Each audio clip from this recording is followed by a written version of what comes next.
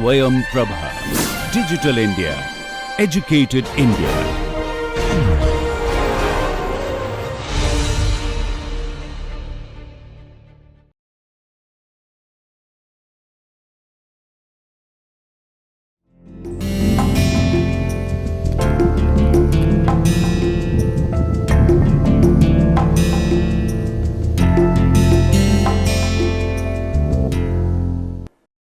Welcome to our 7th lecture in the series on the Introduction to Family and Kinship. Today we are going to look at the idea of the new studies in family and kinship. Ever since the canonical classical study of kinship has looked at blood and marriage, we have now embarked on a study of how blood and marriage has come to be reconfigured. Is it possible to think of kinship beyond these two categories? Is it possible to think of kinship in a more dynamic form? In the last lecture, we had discussed Janet Carsten's idea of relatedness. Relatedness, as we discussed, has within it plural ideas of relating, relationships, and how we think of our relatives. This is now being extended to look at how contemporary forms of kinship and family may include other kinds and ways of thinking. The new kinship studies, in that sense, begins with the seminal volume by Sarah Franklin and Susan McKinnon, known as Relative Values. In their volume, they lay out how the importance of biology has continued to inform the study of kinship despite its critical reflection, despite the constant negotiation with the idea of biology.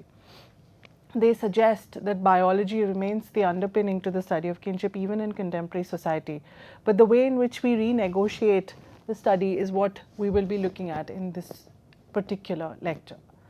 To begin with, Daniel Miller, who has written on the impact of consumption and society and how people think of themselves through acts of economic buying and selling, talks of how relationships have changed in contemporary societies. Daniel Miller refers to the processual, fluid nature of relationships to understand why it is important to think of kinship in the contemporary world in a more dynamic form. Miller is critical of the way in which biology and marriage continue to frame our reference points. However, Miller understands that to move beyond these also requires an imagined reworking of our notion of kin.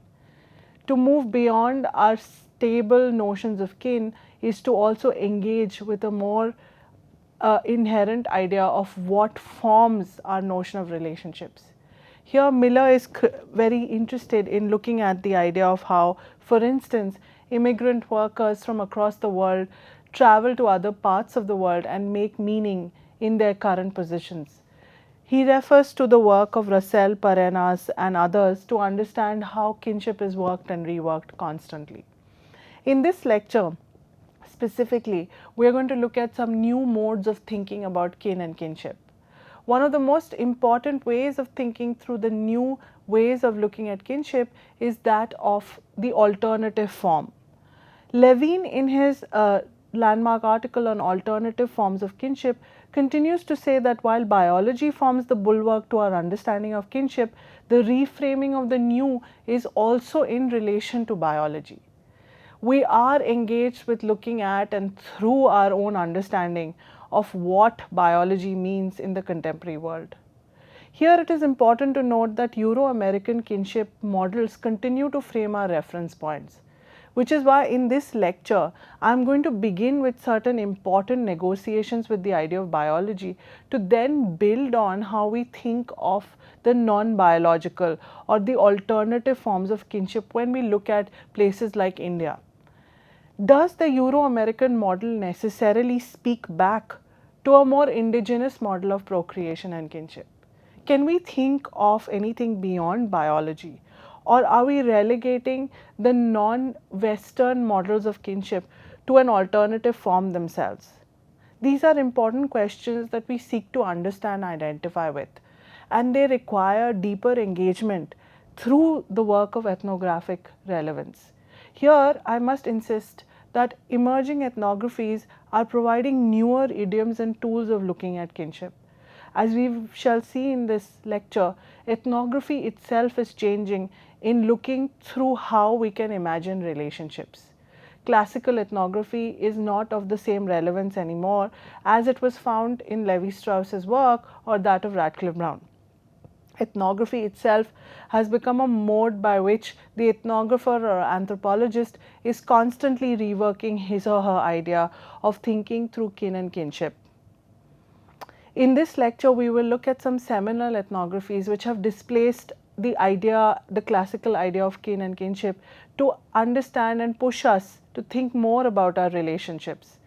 This means a newer engagement with the older ideas. We cannot completely disregard or discard the notion of blood, biology, marriage and kin, but need to re-engage with them in newer forms and newer places. This may lead to a subversion or a complete unsettlement, unpacking of biology, but at the end of the day we need to see if we can approach relationships anew through other categories.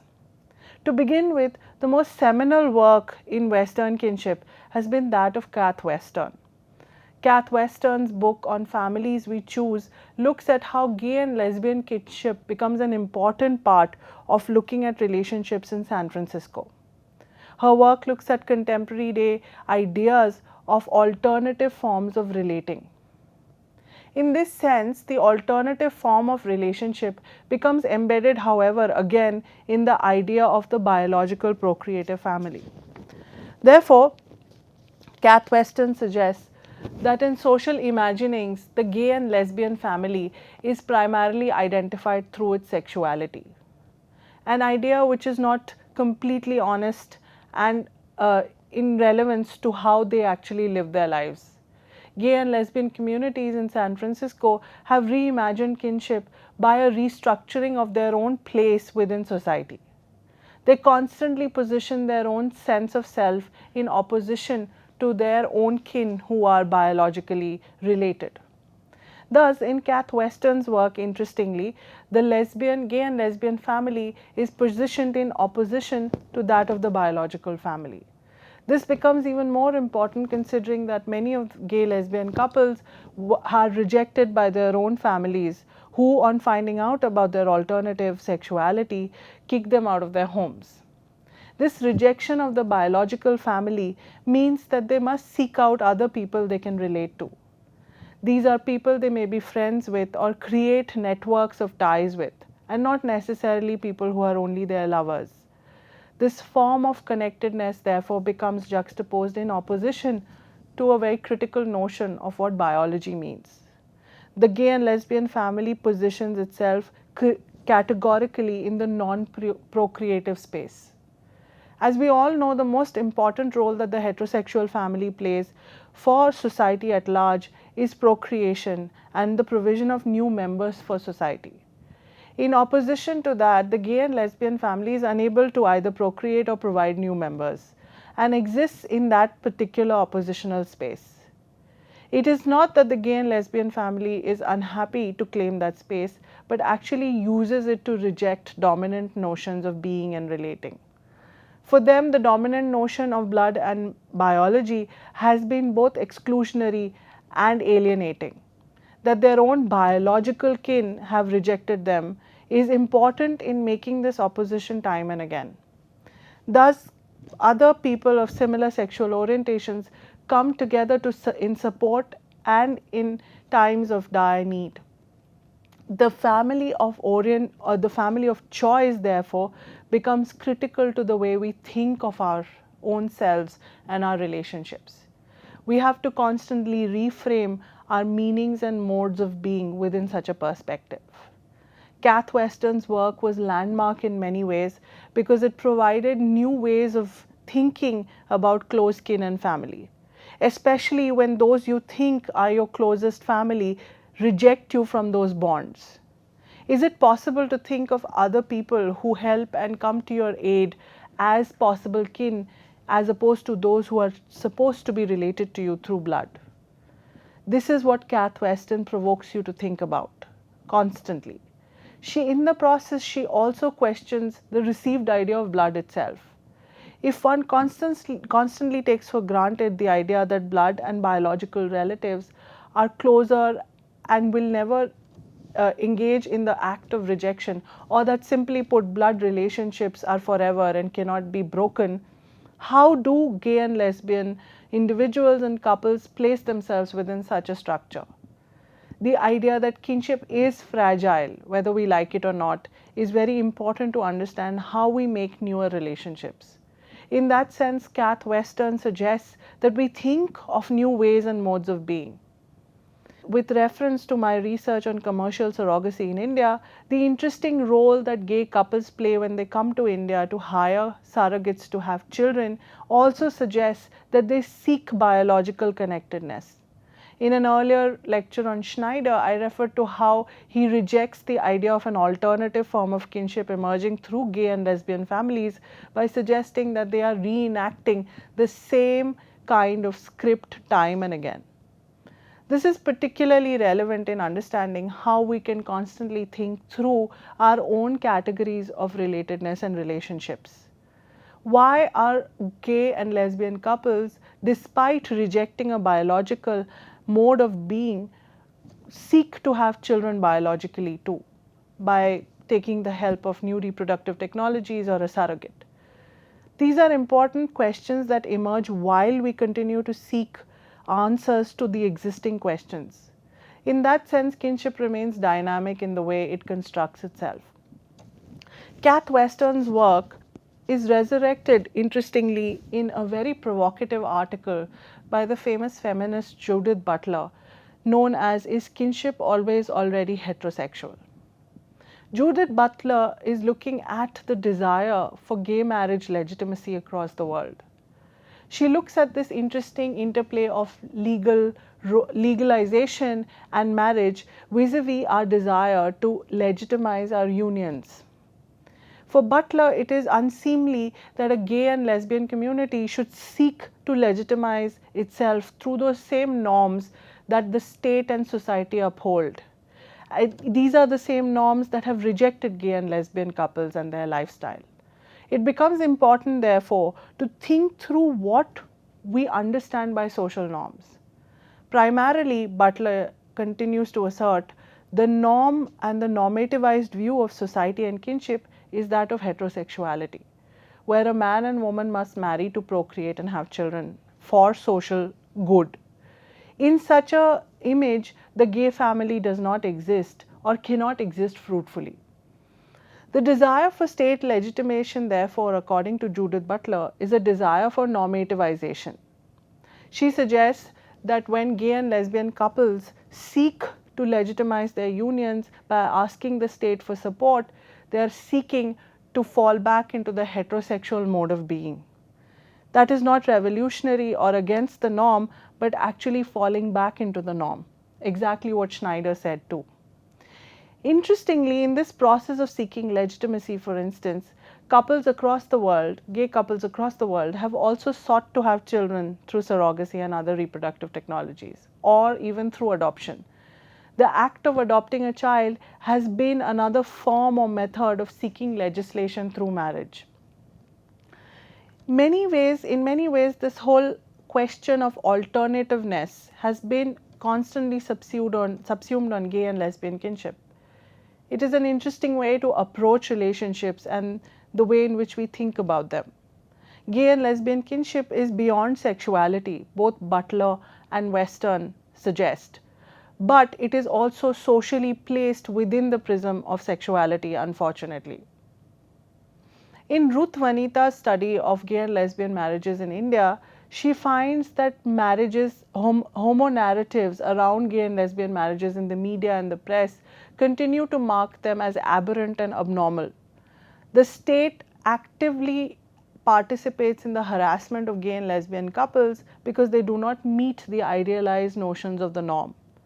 In that sense, gay and lesbian couples in India are like what Parvez Modi suggests, a non-community. Any and every young person who seeks to legitimize their union outside of community support and familial acceptance are marked through these ideas of aberration and abnormality. Interestingly, Judith Butler calls such a space as the non-place. The non-place within legislation is a marker of first, the state's rapid interference in intimate life, and secondly, in the way in which legitimation always remains elusive for those who occupy the non-place. The non-place is occupied not only by gay and lesbian couples seeking legitimacy, but also by others who occupy the fringes of society, such as migrants, refugees, women, transgenders, religious minorities, and others. This is critical in understanding how law and society work together in creating this space of non-negotiation, while at the same time promising the fringe that they will be given legitimacy. Such an idea works peculiarly in kinship because it continues to resurrect one particular norm. It is problematic in many ways, as Ruth Vanita finds in a study of gay and lesbian couples in India, noting how the suicide of young gay women in Kerala points to the way in which the escape from such normativizing discourse is through death. Thankfully, as we know, in 2018, the Supreme Court removed the problematic clause in IPC 377, which in many ways delegitimized homosexual unions and homosexuality itself. In many ways identified as a landmark judgment which aims to legitimize gay and lesbian relationship and the queer community. This is an important step in India to understand how people live and understand their relationships. Such a judgment is also a move towards looking at how gay and lesbian relationships are not only about sexuality, but about connectedness and networks of kin as well. In such a legitimation, the state is also suggesting that we must move away from dominant notions of what it is to be kin, that marriage and heterosexuality are not the only forms of kinship acceptable. This is particularly relevant when seen that in terms of Indian kinship systems, as we have studied, we do not necessarily follow a sense of the kin and kinship as it is followed in the West. We are not held in the clasp of the idea of biology and marriage in ways in which it cannot be moderated or worked successfully with, in fact. Thus, the idea of gay and lesbian kinship comes to be marked in a particular way through two notions, one of marriage and the other of the child. In many ways, the opposition to gay and lesbian kinship and to gay and lesbian marriages comes from the question of the best interests of the child. If the marriage of two gay couples of a gay couple is legitimized, the desire to have children means that these children will be brought up in non-normative households. Again, a problem in the understanding of what is dominant and what is not. The whole question of a child being brought up by two fathers or two mothers is indeed revolutionary, not anymore though, but its social sanctity does not make it always legitimate. So coming back to India, while we celebrate the Supreme Court's decision, we also know there's a long way to go for social acceptance to be given to gay and lesbian couples seeking to have a family and get married. Legal injunctions aside, social acceptability marks the way we think about kin and kinship as well, which is why in courts the best interest of the child becomes an important node to look at kinship and relationships. This is how we go into the analysis of the new ways of kinship and relationship, the new studies of kinship and relationships, where the idea of kinship is not stable anymore. We are not looking at models and ways of being anymore. Instead, we are provoked more towards thoughts of dissonance and conflict, as I mentioned in the last lecture. Here, the focus is strongly on how ideas such as non-normative marriages, non-normative relationships, divorce, and other forms of fission mark our understanding of kinship. No sense of modeling or cross-cousin marriage analysis can help us understand what is actually happening in reality and at the ground level. We have to reinstate our idea of what kinship means and what marriage means in thinking through these newer idioms of conceptualization. Thus, the study by Bob Simpson of divorce becomes critical in engaging with new studies of kinship and the family. Bob Simpson, in his study titled The Unclear Family, looks at how divorce in Britain has changed the ways in which we think about extended family and the nuclear family. If you recall from the last lecture, we had a long discussion on what the joint family in India meant. The conclusion to that lecture was rather ambiguous, but what I suggested at the end was that the family itself in India is constantly changing through different categories and meanings, and to designate it in one category of the joint or the nuclear would be incorrect. Similarly, in the West, in Bob Simpson's study, the idea of divorce itself creates newer ideas and newer engagements with what we think of constitutes the family. In discussing the unclear family, Bob Simpson suggests that divorce leads to a newer configuration of kin through remarriage or newer relationships and the birth of new members into society. His focus is particularly on how affinities can be remade and broken in the process of divorce. So kin are not those only through blood and marriage, but through broken marriages and the dissolution of past relationships. Here it becomes important to understand what divorce truly entails. Thus, to give you an example of what Bob Simpson refers to, he takes the example of Steve. Steve, as I'll show you here, forms the node of 3 relationships. This is Steve.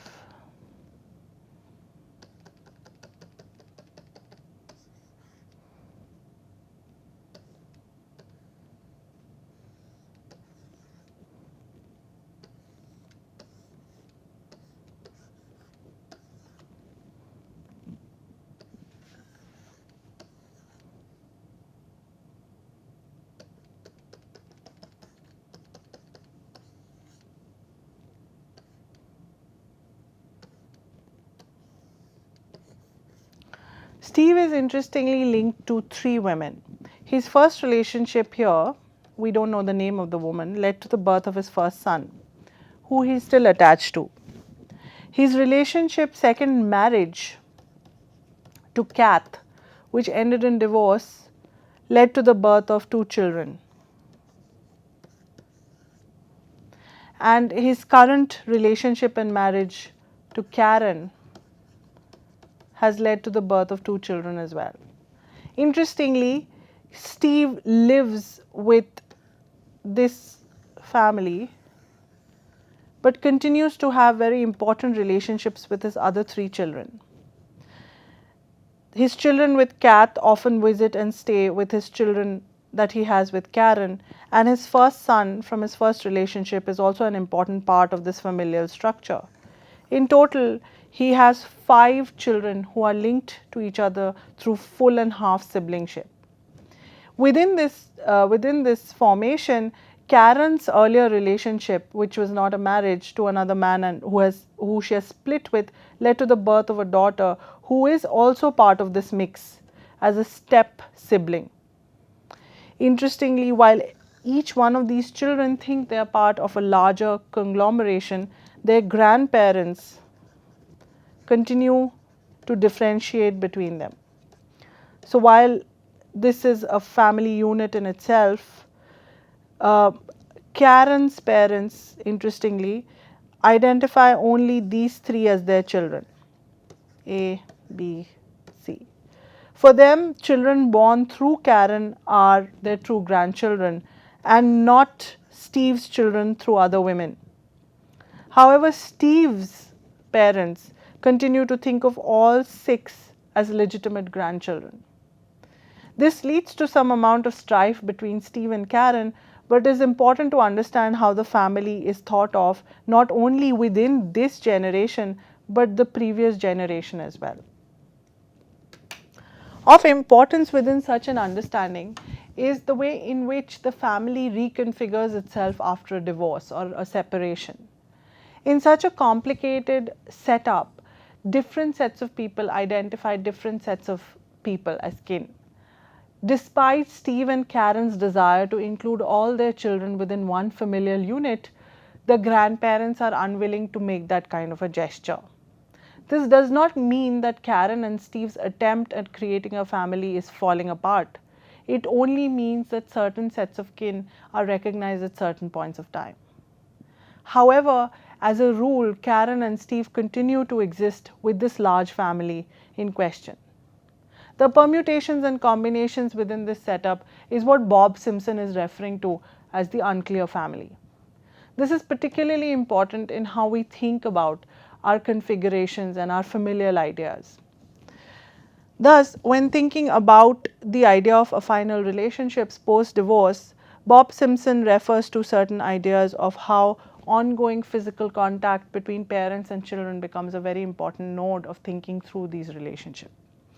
It's also important that sustained financial support from the non-resident parent continue to be provided to the resident parent with the child. These two important nodes continue to mark post-divorce families in Britain. But here is where the state steps in again to make sure that these configurations exist and survive without acrimony or dissent. In the study of post-divorce families, Simpson identifies two particular types emerging. The first is the nuclear family. The nuclear family is a very interesting configuration that depends again on the post-divorce family and its ability to overcome dissent. Simpson refers to this particular example of Sue, where despite her best of efforts, she has to separate and divorce her husband, leaving with the two children she had with her husband and the stepchild she loves that belongs to her husband. On her remarriage with someone else, the stepchild has to go back to her husband and she remains with her children with her ex-husband and a new child with her new husband. Even while speaking, it confuses me. But this familial configuration has a lot of importance in the way it negotiates its post-divorce idea. According to Bob Simpson, post-divorce households that attempt to reconciliate and have a situation like that I mentioned with Steve and Karen, unfortunately may not always be able to do so. Here there are two or three different types of conflict that emerge. The first is that of the discontinuities that emerge post-divorce despite wanting to have a continuity with both sets of families, the family you had with your ex-partner and the family you have with your current partner. The second problem that emerges is the breaking of the ties between the husband and wife, which brings the tie of the parent and the child under huge pressure. So Sue, for instance, Sue's daughter from her ex-husband refuses to acknowledge her father, instead preferring her stepfather, who gives her more attention and love. This becomes a sore point for Sue's ex-husband, who decides that Sue has been poisoning her daughter against him. Now, these are important ways in which the post-divorce family tries to think of itself. So, the biggest role that comes under the scanner in the post-divorce nuclear household is that of the pater-genitor link. As we all know, the pater is the social father and the genitor is the biological father. In most cases, as we understand, the pater-genitor is the same person. But as we can see in case of post-divorce families, the pater-genitor role may be split in cases where the mother remarries. In such situations, children have to fight out in the identification of who the real father figure in their life is. Recent films in Hollywood also talk about this constant strife that men have to undergo to identify themselves as husbands and fathers to multiple families. The post-divorce nuclear family, therefore, is negotiating with the idea of how to place patrifiliation within conjugal love and affinity. This is a very difficult enterprise, as the apparent the apparent weakness, of the conjugal tie means that the parent-child tie also comes under extreme and intense pressure. As we understand from from the classical framing of biology and marriage, marriage, according to Schneider, is based on a code of conduct which is not for the lifetime. It is a legal relationship which can be broken and remade again. However, in our social identification of the biological role, it is forever and cannot be broken. However, as we have already seen in case of Kath Weston's analysis, it can be rejected. But in case of divorce, the biological role continues to have that kind of social preeminence for the children, where they seek to continue their relationship with their biological father, but are unable to do so in case of the unsettlement of their parents' marriage. The nuclear household, therefore, post-divorce provides huge amounts of pressure for the family to continue in a sense of amicability. However, many families are unable to continue that way and again reframe themselves to what they were, nuclear units of parents and children, often leading to a huge difference between the biological father and the children. But there are also cases that Bob Simpson mentions where the post-divorce family might actually become a larger extended family, what he calls the extending family. They are not extended in a fixed sense, but continue to form and reform themselves. The extending family depends a lot on friends and other kin to give support. Here, your close common friends might come to aid you in continue to negotiate with your ex-spouse regarding your relationship with your children. In another case that Simpson mentions, the ex-spouses, despite huge acrimony and dissent, aim to come together for the sake of their children so that they may participate in their children's upbringing and growth. Here, friends are not just common friends that the couple share, but also often the couple's parents. The couple's parents may step in to help reclaim or reinvigorate a relationship which is otherwise dead. In such situations, polite socialization and engagement with your post-divorce family becomes very important. Negotiations also include taking into confidence your new biological and conjugal family so that there is no further dissent or acrimony. Within such a setting, Bob Simpson notes that relatives are more individuals than relatives. The desire to continue is based on particular relations, but may also depend on whether you seek to have that person in your life or not. Thus, individual affection, admiration and respect are important nodes by which the extending family continues to stay together. In such a situation of the post-divorce milieu, Bob Simpson finds that we are increasingly coming into the foray of the unclear family. Here, boundaries are not defined as clearly as we think they should be, and they are constantly changing and rechanging. That is not to insist that the family is growing, but they are also rejecting members from within their fold. It is important, therefore, to understand how we can imagine and rethink through our categories of the familial. Thus, some of the features that Bob Simpson identifies vis-a-vis the unclear family are particularly important here for our understanding. Simpson identifies the following features. The first is the identification of a private domain which plays into the hands of the public. The state's relationship with the family becomes more and more important even in the post-divorce era, where they actually come into the picture to figure out how the family should be configured. This is an intervention that one may like or dislike, but is here to stay. Similarly, the economy plays a very important part in how we think about the post-divorce family. Thus, interestingly, the question of money and inheritance rights or the separation of common assets is never discussed during a marriage, but becomes very important on divorce, where the couple decides who gets what after splitting up. This is also an idea that we will discuss later after this through the theorist Viviana Zelizer, where our ideas of kin and money or commerce are something that we do not want to mix. But they exist in our understanding of kinship and kinning, as is seen in the post-divorce relationship, where the couple, the ex-spouses, are actively involved in deciding their common assets and dividing them. The other very important feature of the post-divorce unclear family is how there is a sanitization of divorce itself. Bob Simpson notes that divorce is not as ugly and acrimonious anymore. It has become more and more bourgeois. in a sense, a more fluid process that is part of one's life cycle. Courts, states, family, kin, and children try to make this process as smooth as possible for all parties concerned, so that divorce itself becomes a less painful and less conflicted process. This is also to acknowledge that divorce has become a part of our kinship map. It has become an increasingly important part of how we think of our kin and kinship.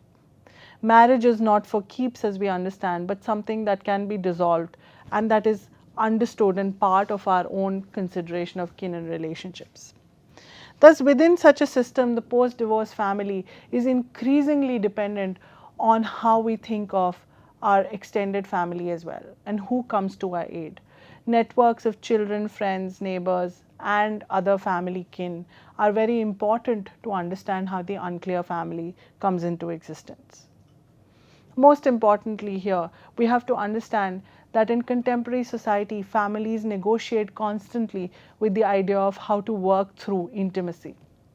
One of the things that the new kinship studies is heavily invested in is this idea of intimacy itself. We do not speak and we have not spoken of intimacy within kinship because till date we have been discussing through models of accepted social behavior. Models do not include a negotiation with intimacy, even though we did touch on the idea of intimacy in Cast 10 study of relatedness. Relatedness, through its various meanings and different substances, does underlie a recognition to be given to intimacy and its various modes of being.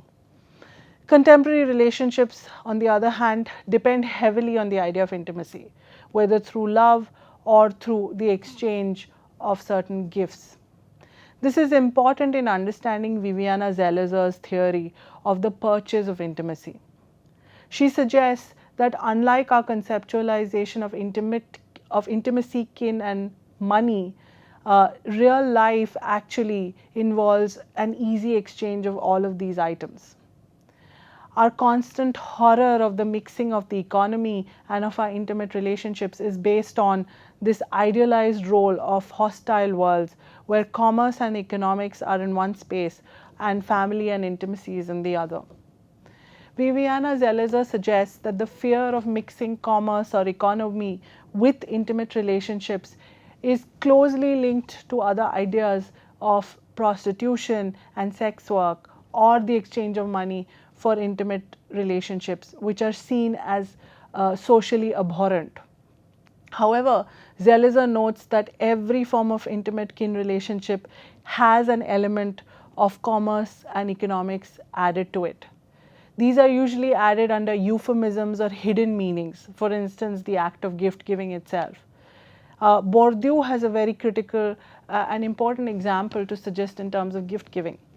Bourdieu suggests that when we give a gift to a person, we scratch out the price that the gift has at the back of it because we don't want the recipient to know the value of the gift being given.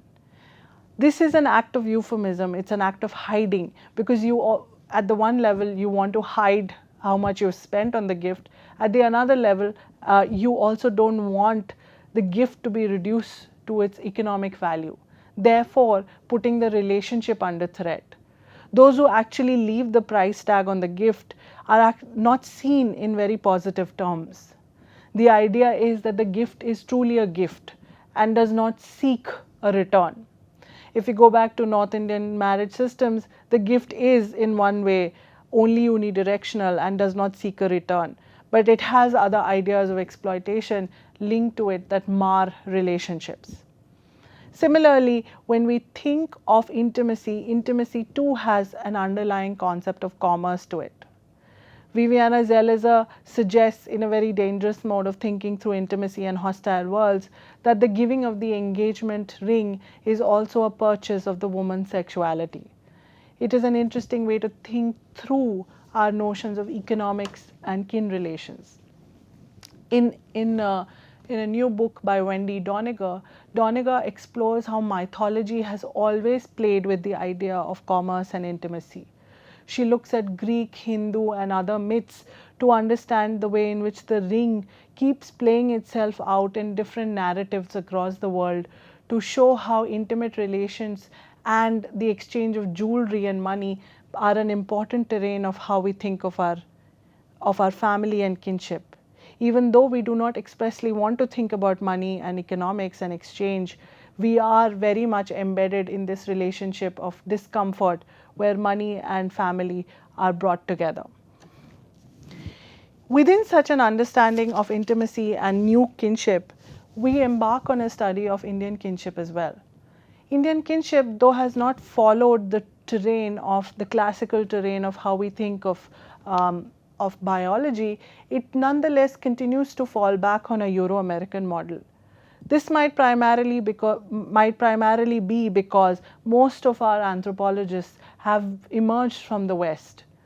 Let us look at the books we have done till now. We have looked at Levi-Strauss, we have looked at Dumont, we have looked at Cecilia Busby and at Janet Carsten, and also at Troutman and others, who are all European anthropologists who studied Indian kinship systems. A part of their manifest understanding of kinship systems is therefore marked by their own understanding of kinship, which is very Western and embedded on the opposition between biology and the social. Within India itself, thus, new contemporary analysis of kinship and marriage throws up very interesting ways of being and becoming. Here I look critically at three interesting studies, one by Parvez Modi, the other by Ravinder Kaur, and the third by Shalini Grover. Parvez Modi's study of the intimate state has been seen as a new landmark study of the way in which we think of marriage in India. She looks at how the state actively interferes in understanding and in reframing marriages. These are not marriages as we have been studying till now. These are not cross-cousin marriages or marriages of gifting and affinal relationships. These are marriages outside the understanding of community and traditional ties within India. These are marriages that happen between individuals and mimic a Western idea of love and affection. In India, Parvez Modi notes, a sense of love jurisdiction marks the way marriages are framed. Thus, she refers to how love jurisdiction takes on the colloquial meaning of love or pyar to engage with the way in which lawyers and court justices think of using laws to think of pyar, prem and love. This reframing of love jurisdiction is most marked when young couples seek to engage in love marriages outside their familial and community support. In her extensive ethnographic study of a court in Delhi where love marriages are sanctified through court legislation, she finds that the difficult terrain that couples have to fulfill to get married has an important signification for the way in which we think about society. Modi's work is very interestingly translatable to what we have been discussing in terms of what Western and Judith Butler have been speaking about. In the sense of the non-normativeness of the gay and lesbian relationship, Modi finds that in India, the relationship that a couple share out of love and affection is also non-normative. In India, marrying by codes of community and family are more important than seeking individual fulfillment. This does not mean that the state supports love marriages either. This actually means that the state connives and supports families in stopping young couples from having love marriages. However, here a crucial distinction exists. Parvez Modi aims to suggest that while the state in India connives to make court marriages and love marriages difficult for couples to enter into, legislation itself is more liberal towards such kind of marriages. Thus, as per two important laws, the Special Marriage Act of 1954 and the Hindu Marriage Act of 1955, couples are allowed to marry outside of the familial fold in court and legitimize their union. The Special Marriage Act of 1954 especially is very landmark because it aims to cut across community, class, religious and other forms of divide to assure young couples of the state's support when they seek to get married. However, the way such laws work are difficult to understand in the Indian setting. Parvez Modi finds that those couples who marry through these laws and acts or marry in court become part of what she identifies as the non-community. This as an idea is similar to what has been discussed, if you recall, by Judith Butler when she talks about the non-space. The non-community of young couples who go outside of their family and community to get married in court refers to them as being alien or excluded from social bonds. They again occupy the position of the periphery within social systems, which is constantly threatening their sense of self and their relationship. Being a non-community is a very dangerous space to be in. It is both liminal in the sense that you are in between and not here or there, and also a space from which you can immediately be rejected. Within such an idea of the non-community, Parvez Modi finds that love marriages in India are fraught with different kinds of conflict and fissures that couples have to undergo. In her understanding of marriage, therefore, she deliberately brings in the idea of state and the law and the way in which law and state actively participate in the making of kinship and marriage. While we have discussed the role of the law and the state in kinship making earlier in our understanding of matrilineal descent groups in Kerala, where we studied how the colonial government enacted rapid laws in changing matrilineal descent groups and in their slow disappearance from Kerala society. Here too, the discussion of law and the state becomes very important in understanding how the state continues to mark us through its interference in the recognition of particular relationships and intimacy. Thus, in Parvez Modi's study, the idea of illegal regularity becomes very important. What is this notion of illegal regularity? Modi discusses that through the black letter law, illegal regularity operates through a whole stream of lawyers and legal functionaries who aim not to perform what is laid down in legislation. So even though a couple may approach a local court to marry through the Special Marriages Act, the process of marrying through the act makes it difficult for them to continue on the path. The Special Marriages Act, as per its injunction, requires couples to give a 30-day notice before the day of their marriage. This process also includes informing publicly that the couple intend to marry. Many of these couples elope from their respective homes to undertake a perilous path of marriage and intimacy. In such a situation, the Special Marriages Act becomes a huge obstacle to their dream of coming together. In many ways, therefore, couples are pushed by courts and touts, agents who operate in their favor to the quick fix 2-day marriage.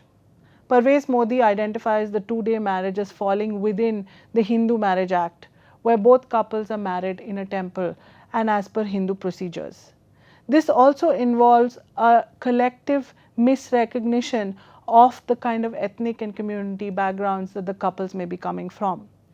Thus, interreligious marriages become difficult to enact in the Special Marriage Act because of the state's connivance in positioning huge obstacles in the fulfillment of such marriages. So while legislation allows for such marriages to happen, the real workings of the law make sure that there are many obstacles to such marriages being enacted. This is particularly important in how Parvez Modi finds that in her ethnography, the use of rape is often used in place of elopement. A girl's parents often use particular notions and ideas to stop her from contracting the marriage with her lover. This is problematic in many ways because the state supports such forms of illegality by actually creating and constantly putting the norm at the forefront. Remember what we discussed in case of Kath Western and Judith Butler, and how in many ways the state is embedded in the reproduction of the norm. In many ways, the norm of the perfect marriage is something that is also socially embedded within community and family. Any deviation from the norm is something that the state is not really interested in. even though legislation in India suggests the protection of those who do not fall into the larger norm of heterosexual, community-oriented and supported marriage, the workings of legislation make sure that the norm is constantly reproduced. In many ways, Modi's work is critical in understanding how law and legislation work in India to reframe our notions of family and kin. Thus, some of the interesting features that she identifies through the Special Marriage Act and through her ethnography seem to be, first of all, the protection of religious freedom without the regulation of faith. The law affords that couples can enter into interreligious marriages without the support of their parents, but in its real workings it does not really happen. Similarly, the push for the two-day marriage means that the Special Marriages Act is never really enacted or performed. Every other marriage is pushed into a quick fix so that the couple can go back and solemnize their relationship without their parents coming to know and without affecting their elopement. She also finds that the effective workings of agents, minor law functionaries, police in such activities of legitimizing love marriages become an important node in understanding how intimacy works in contemporary urban India. These are very important points to think of how new kinship studies can be reframed. These do not fall within the gambit of what we have been studying, but offer new tools of thinking through marriage and blood itself. These are important ways in which we can think of modern day relationships without going back or falling into the trap of models that we have been studying till now, which may seem rather irrelevant. But what is important is that even though earlier models that we have studied may seem irrelevant, they need to be resurrected and critiqued to understand their relevance again within a modern format of relationships that are constantly changing. Thus, while in Modi's study the law and society connive together to make sure that couples engaging in non-community love marriages are not allowed to go ahead or marked as non-normative, in Shalini Grover's study of love marriages in slums in Delhi, the law is provoked in different ways. Grover finds very interestingly that women who reside in slums in North Delhi and are unhappy with their husbands may elope and leave the marriage permanently. However, for the husband they have left behind, this elopement can only be reversed or can be rejected through the act of the missing persons report. In the absence of a wife, the man is unable to divorce her, thereby stopping him from future alliances. In such situations, many of the men whose wives have left them go to the police, report a missing persons, file a missing persons report, and after a particular period of time, use the missing persons report as a divorce document. This is interesting in how law and state actually enters the intimate realm to reconfigure the ways in which relationships are made and remade. We have to also think of the way in which documents and legal documents come to be kinship documents as well. Samina Mullah, in her study of rape documents in American courts, suggests that legal documents, whether of marriage, of adoption, and other aspects of kinning, are also very important ways in which we think about our relationships. These legal documents, which are written in legalese, are actually ways and modes of understanding kinship and marriage. They cannot be discarded, but are important tools to enter into a more contemporary study of how marriage and biology are reconstructed in modern society. In such a sense, Shalini Grover's study also aims to look at how young women in slums in Delhi negotiate their lives in the face of unhappiness or bitterness with their current situation. Often local courts such as Mahila Adalats enter into the fray to make sure that intimate relations are protected or discarded depending upon the way in which the people involved in those relationships make meaning out of it. If we had to think of Bob Simpson in an interesting way, the translations from Divorce in England to that of Slums in Delhi make for very potent reading of how divorce and abandonment work in the understanding of marriage and kin. Within such a framework, it is important to understand how we think of marriage again.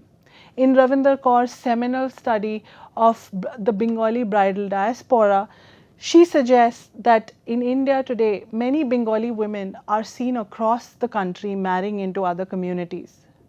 Ravinder Kaur's study suggests that Bengali women have been traditionally traveling to other parts of the country to marry men of other ethnicities, communities and religions because of the structural conditions of poverty and paucity back home. With families in Bengal having many daughters, the care for those daughters and the arrangement of dowry for their marriage becomes a critical way in which they negotiate their daughter's position in such marriages. Thus, Kaur finds that many Bengali families are willing to send their daughters to men and to families elsewhere outside Bengal without having to pay dowry and to create a sense of marital harmony for their daughter. These marriages may not be extremely suitable because often in the absence of the payment of dowry, the girl might be marrying an older man who's been previously married or one who has physical disabilities. But the idea of sending away your daughter without the payment of dowry also feeds back into structural economic inequalities. Thus, it's important to understand why Bengali women are actually traveling to other parts of the country to become brides for men belonging to other communities and ethnicities. This is an important understanding of how we think of kinship and marriage again. Kaur suggests that in North India, as the sex ratio deficit works against women, men are left with lesser women to marry. In such a situation, they have to look for women in other parts of the country to fulfill their marital responsibilities and conjugal responsibilities. This is where women from places such as West Bengal and Assam, where the sex ratio deficit has not been marked as much as it has in the north part of India, step in. Women from West Bengal, Assam and Kerala have been marrying men in places such as in places such as Haryana, Punjab and Rajasthan to make up for the deficit of women in these places. Thus, marriage relations therefore are coordinated through the payment of bride price rather than dowry. Here the men pay the women to become their wives. In such a situation of structural inequality, many women actually contribute to the notion of marriage, family and livelihood. Kaur suggests that this form of cross-region bridal diaspora is a kind of livelihood strategy that women undertake to overcome the poverty back home and actually link up to a notion of how they can go back home in peace. Many of them also send remittances back home after their marriage. It also helps their parents make homes for their girls without necessarily putting them in precarious positions such as prostitution or unhealthy work cultures in other cities.